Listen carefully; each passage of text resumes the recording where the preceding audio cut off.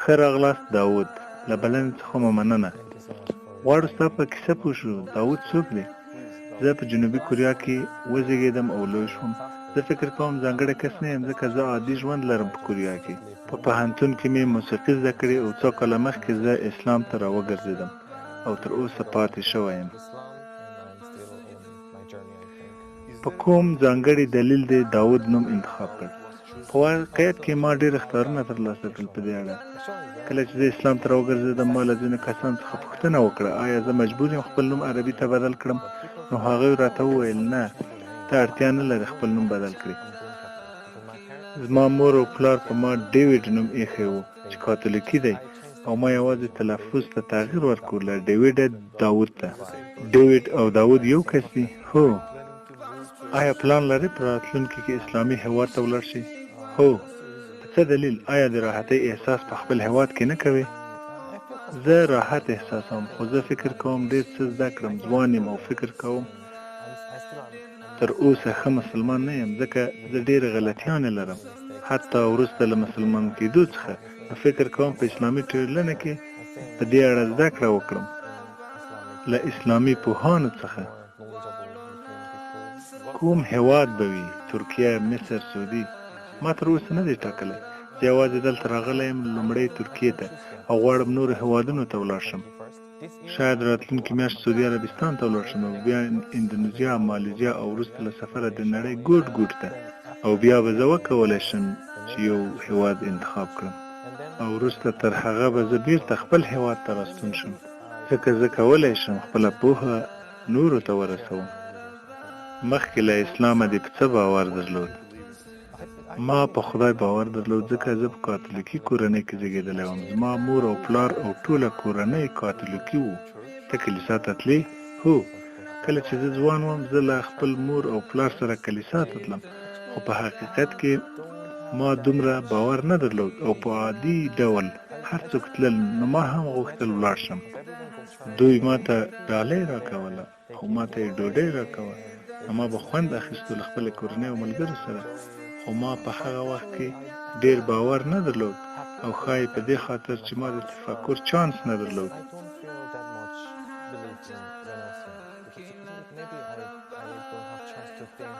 ولې دې خپل مخکینی ایمان تر سوال لاندې راوړ؟ انټرنیټ ته ناست وې، څه شی لامل شو پیل یې کړې زه باید یوه لاره پیدا کړم؟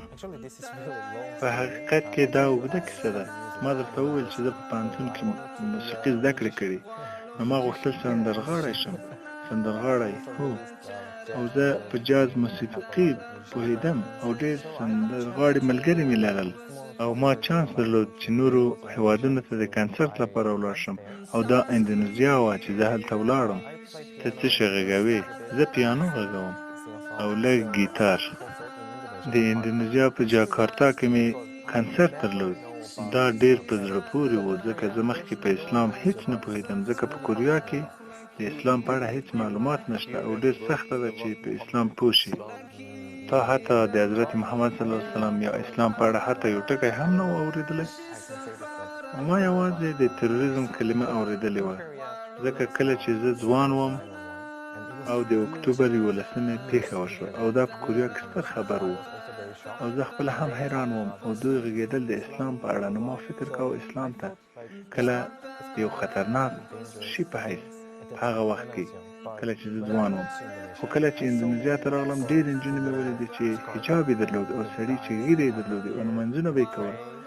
نو زه ډېر لیوال وم، ولې دوی توپیر لري له هغه څه نه چې زما په فکر کې دي. نو ما ترې وپوښتل دا څه دي او دوی ځواب راکړ دا زموږ باور دی په اسلام. او هو رښتیا دوی ډېر مهربان او مېلمه پاله خلک وو. دوی به تل ویل څه مرسته درسره وکړم، غواړم مرسته درسره وکړم، زه غواړم دغه درکړم، زه غواړم یوه ډالۍ درکړم. نو زه چې کله ځوان او د اسلام لکه یو خطر په نظر راتله او کله چې اندونیزیا ته راغلم ډېر توپیر یې درلود. دوی ډېر مهربان وو، آرام او خوله په خندا وو او تل به یې د نورو مرسته کوله. ما ویل څه چې زه پرې پوهېږم داسې نه دي. نو زما مینه له دې دین سره پیدا شوه او زه بېرته کوریا ته راغلم او زما اقتصادي وضع ښه نه وه او کورنۍ وضع مې هم ښه نه وه نو ما غوښتل یوه دنده پیدا کړم. د سندرغاړي دنده ډېر عاید نه لري، نو ما ویل باید کورنۍ لپاره مې یو څه وکړم، او دا د پریشانۍ ډک وخت و. نو ما یوه نوښتګره دنده غوښته، نو ما غوښتل یو څه وکړم. نو د هغه کمپنۍ سره مې چې کار کوو ډېر خوښ نه وم، نو خپلې سندرې مې یوټیوب ته پورته کولې، او یو څه وخت وروسته ما پیل وکړ چې وغږېږم د خپل احساس په اړه چې په اندونیزیا کې مې ترلاسه کړ هغه احساس. نو ما دا زما فکر ته راغی او وغږېدم چې څه احساس لرم د مسلمانانو په اړه.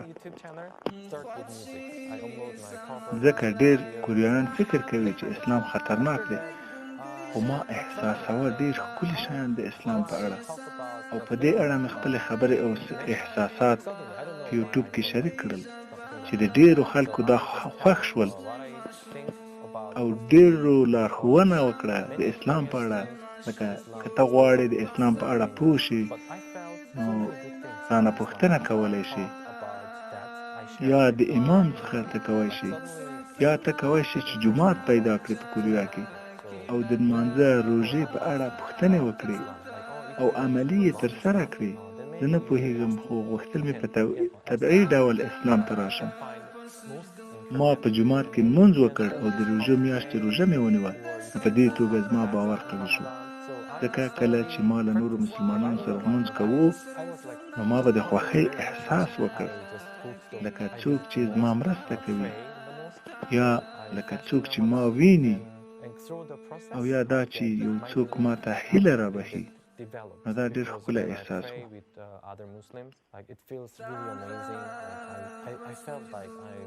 Someone is helping me, like someone is watching me, and someone is like wants to give me the hope, because I was really Were you Muslim at that time?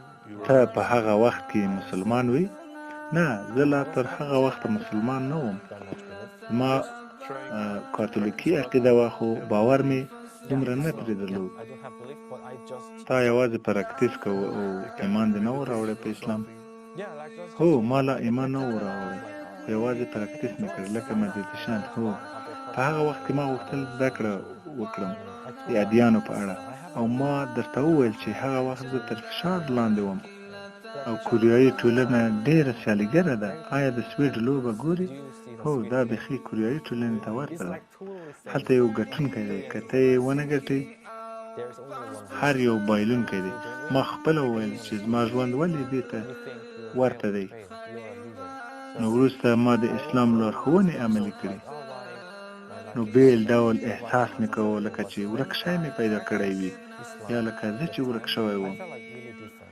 په ښوونځي کې موږ زده کوو هر څه د ساینس او ریاضي په اړه، خو دوی نه راته وایي زه څوک یم، چیرته ځم، او کله چې مړ شم چیرته ځم. دوی هغه لار نه راښیي چې زه باید پرې ولاړ شم. په اسلام کې زه فکر کوم دوی ما ته ځواب راکړ چیرته زه ځم او ولې ژوندی یم. زه فکر کوم دا ډېر مهم دی، ځکه زه ډېر پریشانه وم، ځکه ما د ژوند لپاره هیڅ هدف نه درلود، هیڅ هدف. ولې ژوند کوم، چیرته روان یم، څه باید وکړم. ما هیڅ خوب نه درلود، او دغه پوښتنو ته مې هیڅ ځواب نه درلود. خو اسلام ما ته هدایت وکړ او زما پوښتنې را ځواب کړې، لکه ستا د ژوند هدف دی چې د الله عبادت وکړې، ځکه خدای موږ پیدا کړي یو. په رمضان کې زه د شکر کولو په اړه پوه شوم، د ډوډۍ لپاره، د اوبو لپاره، او زما د ژوند او ملګرو لپاره، زما د کورنۍ لپاره، او دا هر څه لپاره چې زه لرم. او کله چې ما درک کړل، ما ډېر د شکر کولو احساس کو خپل خالق ته. ما 3 کاله مخکې روژه ونیوه. ته هغه وخت مسلمان وې؟ نه، زه مسلمان نه وم، خو ما باور پرې درلود. ما په خدای باور درلود، ځکه زه په دې نړۍ کې یم او یوازې خدای را زده کوي او هدایت راته کوي چې زه چیرته روان یم، او یوازې خدای د ژوند هدف راښیي. نو څنګه د شهادت وویل؟ فکر کوم 2 کاله مخکې و، او وروسته د رمضانه ما باور درلود چې زه په خدای باور لرم، خو ما د شهادت په اړه فکر نه و کړی، ځکه ما په فکر کوم چې زه ایمان هم ولرم نشم کولی مسلمان واوسم. په کوریا کې ژوند کوم او د ژوند بڼه ډېر فرق لري. ما فکر کوم دا اسانه نه ده. ته یوازینی مسلمان یې هلته؟ یوازینی نه یم، هلته شته لږ، خو ډېر نه. په هغه وخت کې ځینې کوریایي مسلمانانو مسیج راته وکړ او د یوه نوم یې کرم دی. هغه په مدینه کې د قرآن او دعوت زده کړې تمامې کړې دي او هغه یو ډېر مسلمان عالم دی او ما ته یې وویل غواړم مرسته دې وکړم او ما ورسره وکتل او دغه پوښتنې مې ترې وپوښتې چې زه باور لرم خو ډاډه نه یم چې مسلمان شم یا نه او ده ځواب راکړ ته پر دې پوهېږي چې هیڅوک پوره نه دي. که ته مسلمان هم وي دا اسانه نه ده چې پوره مسلماني ژوند ولري، خو که ته مسلمان نه وي ته به له دې ښېګړو لرې پاتې وي. خو که ته دې شهادت ووایې او مسلمان شي وروسته له هغه ته کولی شي ځان ته ورو ورو تغییر ورکړي قدم په قدم او خدای به دې راوګرځوي ډېر، ځکه الله سبحانه وتعالی زموږ خدای ډېر رحم کوونکی او بخښونکی دی، ډېر ستر دی، مرسته به در سره وکړي. ځکه زه کولی شم همدا اوس مړ شم چې زړه حمله ترافیکي پیښه زه نه پوهېږم، زه مړ کېدی شم همدا نن یا په راتلونکي کې، هېڅوک نه پوهېږي. نو ما په دې طریقه فکر وکړ، نو ما ویل زه باید مسلمان شم.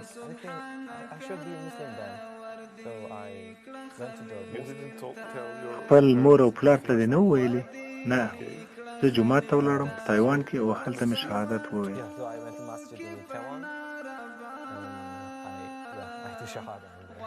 ستا احساس او هلته چاپېریال او هغه کسان چې اوس ستا تر شاوخوا څرنګه وو؟ ډېر ښه وو. کله چې ما جومات پیدا کړ او هلته د کوریا ستر عالم امام وو او هلته نور امامان هم وو. هلته یوه غونډه وه په هغه ورځ، ډېر ښه تصادف وو او ما مې هلته شهادت وویل او هر یوه مبارکیانې راکوي او ښه راغلاست یې راته ویل.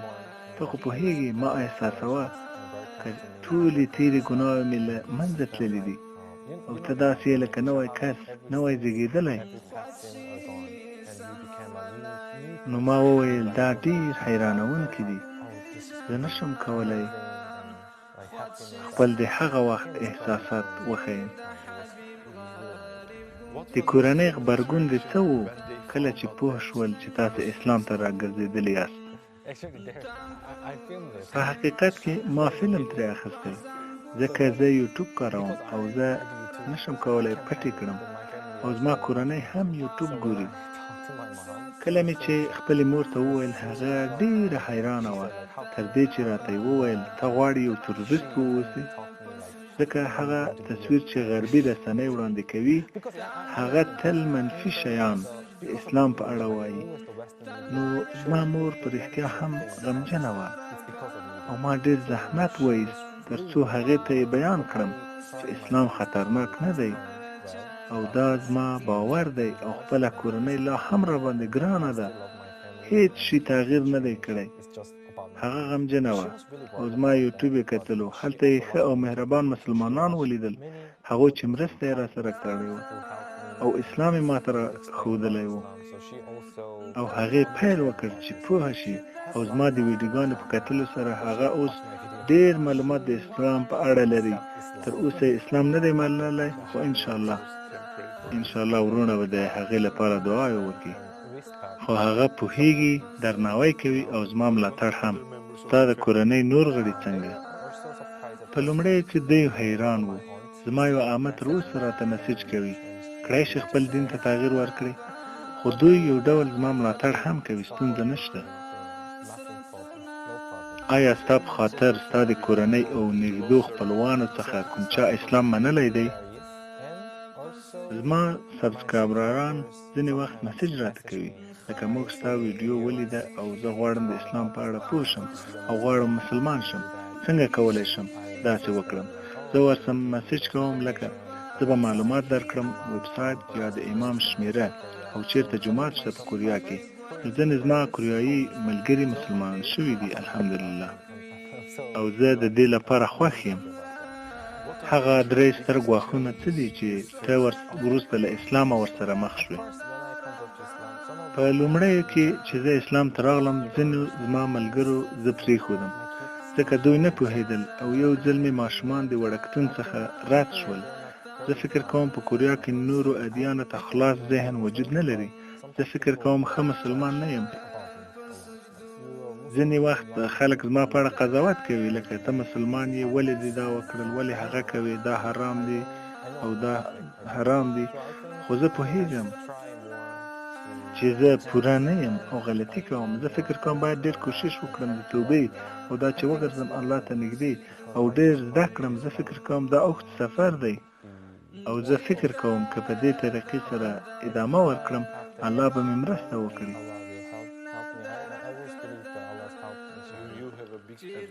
ته یوه ستره ښېګړه لرې وروره.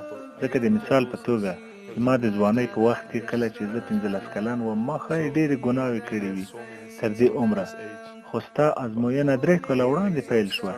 نو ته ډېرې ښېګړې لرې هغه چاته چې درته وایي دا حرام دی او څنګه دا کار کوي. الحمدلله موږ خبر یو چې تا ستر کار کړی په کوریا کې تر څو د اسلام ننګه وکړي. د زندان څخه نه ډارېږي؟ زه د سویلي کوریا یم نه د شمالي کوریا. هلته د ادیانو ازادي شته. موږ د هر څه په اړه چې وغواړو خبرې کولی شو.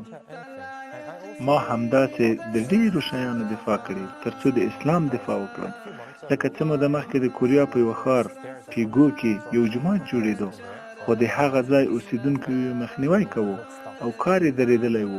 څه میاشتې مخکې هلته ورغلم او مرسته مې ورسره وکړه تر څو یې کار پیل شي. هو دا کېدای شي زما لپاره ستونزه وي خو زه یې ډېره پروا نه کوم. که کوم ضرر راته رسېږي زه یې په ځان منم. وروسته له مسلمانېدو د کله هم په غلطۍ سره د خوږ غوښه خوړلې ده؟ شاید، ځکه په کوریا کې د هر شي سره د خوږ غوښه ګډوي. د مثال په توګه کله چې رستورانت ته ځم ترې پوښتم خوږ غوښه پکې شته؟ ځینې دي خو ځینې دوی وایي نه نشته. کله چې وایي نشته پکې بیا یې زه خورم خو ځینې وخت ترې پوښتم دلته خوږ غوښه شته؟ دوی وایي هو. زه وایم تا خو ویل نشته. دوی وایي نشته ده او دا یو عادي سوپ دی. نو دوی د حلال خوړو په اړه نه پوهیږي. تصور وکړه چې ته په یوه پارک کې ناست یې او یوه کوریایي کس درته راځي او غواړي چې ستا د دین په اړه ورته ووایي. په 1 دقیقه کې به هغه ته څه ووایي؟ زه به د ژوند موخه او هدف ورته بیان کړم. کوریا یوه تطبیقي ټولنه ده. دوی د ژوند هدف نه لري او ډېر ژر خفګان او ناهیلۍ ته رسېږي. زه باید ورته تشریح کړم چې ستاسو د ژوند هدف د الله عبادت دی او له دې لارې به تاسو تلپاتې خوښۍ ترلاسه کړئ. په اسلام کې آرامتیا او امنیت ترلاسه کوئ. د پیغمبر صلی الله علیه وسلم په اړه څه شي ډېر تاثیر در باندې وکړ؟ د هغه ژوند، د هغه د ژوند طریقې یا د هغه د ژوند یادښت؟ زما لپاره کله چې هغه اسلام په نړۍ کې خپرولو په هغه مهال هیڅ مسلمان وجود نه درلود. دی یوازینی مسلمان و. څوک د اسلام په مسیج پوهیږي او څوک به یې خپور کړي او زه فکر کوم دا زما حال ته ورته دی ځکه زه په کوریا کې یوازینی مسلمان یم او زه دا احساسوم چې څنګه او څه وکړم له دې وضعیت سره. خو زموږ پیغمبر صلی الله علیه وسلم هیڅ کله لاس په سر نه شو او زه فکر کوم دا ناممکن دی خو دا وکړل او اسلام یې په نړۍ کې خپور کړ. هغه له مکې او مدینې څخه پیل وکړ خو نن ډېر لرې له هغه ځایه لکه اندونیزیا، مالیزیا، په غربي افریقا کې ټول په اسلام باور لري. حتی په جنوبي کوریا کې زه په اسلام باور لرم. دا ډېر حیرانوونکی ده او اسلام په چټکۍ سره پرمختلونکی دین په نړۍ کې دی او د ده شخصیت، کړنو او هر څه په ما تاثیر کړی چې د خپور کړل اسلام هغه وخت چې هیچا په اسلام باور نه درلود. څه فکر کوي څه شی په دې نړۍ کې تر ټولو غټ درواغ او څه شی ستر رښتیا دي؟ زه فکر کوم تر ټولو غټ درواغ دا دی چې ته نشي کولی او ما درته وویل کوریا یو تطبیقي ټولنه ده. که ته ځینې وخت بریالی نه یې ډېر خلک درته وایي ته نشي کوی خو داسې نه ده. زه کولی شم هر څه چې وغواړم. دا زموږ په باور پورې اړه لري. که زه په خدای باور ولرم او د خدای په مرسته او پلان باور ولرم زه کولی شم هغه کار ترسره کړم ځکه زه قوي انګیزه لرم او همدارنګه ستر رښتیا دا دي چې ته یې کولی شي. هو یقینا ما هم همدا خبر کوله. everything. That's it. That's what I think. And the biggest truth is also You can do it. yes, same. زه د خدای په مهربانۍ او رحم باور لرم او د خدای په پلان او مرسته باور لرم. نو زه کولی شم ترسره یې کړم. Biggest dream تر ټولو ستره هیله دې په دې ژوند کې څه ده؟ زه غواړم یو ښه کس، ښه مسلمان واوسم مخکې له دې چې مړ شم. زما د ژوند موخه د خدای عبادت دی. زمونږ سفر دی چې ولاړ شو جنت ته. زه غواړم چې زده کړم ډېر او عمل وکړم ډېر. زه غواړم کوریایانو ته یو څه وکړم. هلته ډېر غوسه او خفګان وجود لري ځکه دوی باور او ایمان نه لري او په همدې خاطر هیله نه لري. کله چې ته خفه یې هیڅوک دې مرسته نه کوي. په هیڅ چا تکیه نشي کولی. د ځان وژنې کچه ډېره لوړه ده په کوریا کې. د مثال په توګه زه مسلمان یم، که هلته خیر شی دی نو دا د الله له لورې دی، زه شکر وباسم، او که هلته بد شی وي زه همدارنګه باور لرم دا د الله پلان دی او یو آزمویونکی دی. زه کولی شم بریالی شم. که چیرې ته په خدای باور ونه لرې، که ته ښه کار کړې وایې دا زما له امله زه بریالی شوم، او دوی به په واقعیت کې مغرور او کبرجن وي. او که ستونزه درته پیدا شي نو وایې ولې زموږ سره تل داسې کېږي، او خپل ځانونه رټي او خفګان ته رسېږي او بالاخره ځان وژنې ته. زه فکر کوم کوریایي ټولنه باور او ایمان ته ډېره اړتیا لري.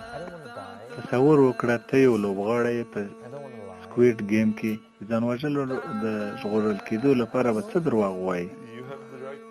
زه نه غواړم مړ شم، زه نه غواړم درواغ ووایم، زه نه پوهېږم. ښه حق لرې چې پوښتنې ته ځواب ورنه کړې. زه به ځواب ورنه کړم. مننه چې له موږ سره وې، ډېر خوښ شو. له بلنې څخه مو مننه.